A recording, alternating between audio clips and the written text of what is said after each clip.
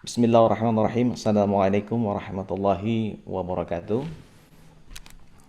Alhamdulillahirrahmanirrahim. Alhamdulillah. Nahmaduhu wa nasta'inuhu wa nastaghfiruh. Wa na'udzu billahi min syururi anfusina wa min sayyiati a'malina. May yahdihillahu fala mudilla lahu wa may yudlil fala hadiya lahu.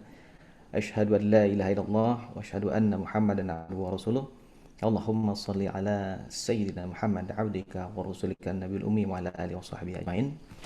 Para alim ulama, para asatid yang disayang Allah Subhanahu wa taala, tadi sudah banyak disampaikan ya oleh para ulama sebelumnya terkait dengan bagaimana kejahatan PKI terutama yang ada di Indonesia, dan kita juga sudah punya gambaran bahwa ya PKI itu berideologikan komunisme, dan ada tiga ideologi yang mendominasi dunia ya, yang eksis di dunia ini: ideologi komunisme, kapitalisme, dan juga Islam.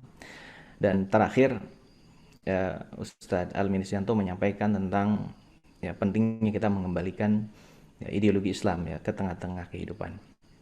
Para alim ulama yang dicintai oleh Allah, yang disayang Allah Subhanahu wa taala, Al-Fakir ingin menyampaikan ya, menegaskan, memberikan gambaran lebih jelas lagi kenapa kita harus meninggalkan berbagai ideologi yang sekarang ini eksis.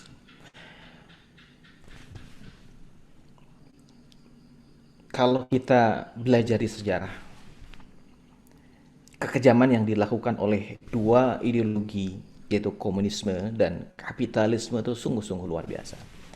Jauh dibandingkan dengan apa yang dilakukan oleh kaum muslimin yang mereka sebut sebagai tindakan terorisme. Coba kita perhatikan bagaimana komunisme semenjak komunisme itu eksis ya, tahun 1917 saat tadi revolusi Bolshevik ya di Rusia, tumbangnya Tsar Rusia, kemudian berdirinya negara Uni Soviet. Dari semenjak Soviet itu berdiri sampai keruntuhannya tahun 1991, ada sekitar 127 juta orang yang menjadi korban ya, bukan hanya di Soviet tapi di berbagai negara-negara yang menerapkan ideologi komunisme. 120 juta di 75 negara dari tahun 1917 ya sampai 1991. Jadi artinya kalau dihitung setiap tahun itu ada 1,6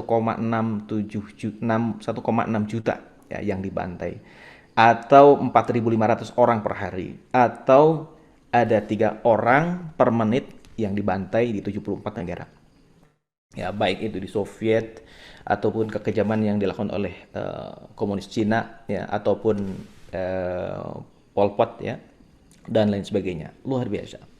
Dan selama ini kita mungkin merasa komunisme itu yang paling kejam gitu ya. Karena memang kita merasakan kekejaman komunisme ya, dengan adanya peristiwa G30 SPKI, termasuk juga peristiwa Madiun ya tahun 1948. Kita begitu sangat benci dengan komunisme karena komunisme ya yang akarnya adalah di dunia ini semuanya adalah materi ya, melihat manusia itu hanya materi, agama itu sebagai candu. Makanya manusia itu bisa dikorbankan ya untuk tujuan-tujuan mereka. Maka pembantaian itu menjadi sesuatu hal yang biasa. Nah, ternyata harus kita pahami, selain daripada komunisme, yang tidak kalah kejamnya dari komunisme itu adalah kapitalisme yang sekarang ini eksis mengangkangi dunia, yang mendominasi dunia, yang dibawa oleh negara-negara barat, itu juga tidak kalah kejamnya. Kalau komunisme memang kentara sekali anti Tuhannya, ya anti Tuhannya kentara sama sekali, kentara sekali. Nah, sedangkan kapitalisme itu tidak terasa. Sebenarnya sama-sama, dua-duanya itu adalah ideologi yang anti agama. Kalau yang satu itu benar-benar memberangus agama, ya komunisme, tapi kalau kapitalisme tetap mengakui agama, ya, tapi agama tidak boleh ikut campur tangan dalam urusan kehidupan. Karena dua-duanya ini berasal dari akal manusia yang terbatas, berdasarkan hawa nafsu manusia, kepentingan manusia, maka korban kejahatan dari kapitalisme juga itu luar biasa. Ya, kita bisa lihat bagaimana Eropa itu datang ke benua Amerika ya, melakukan pembantaian. Jadi ada sekitar 1.500 perang ya yang dilakukan oleh pemerintah Amerika Serikat ya, sehingga menjadikan dari semenjak Columbus itu datang ya, ke benua Amerika sampai sekitar abad 19, ya. Asalnya itu penduduk sekitar 15 juta, itu menjadi sekitar 200 ribu jiwa, ya, suku asli Indian. Luar biasa pembantaian yang dilakukan. Belum lagi kita lihat bagaimana perang dunia pertama.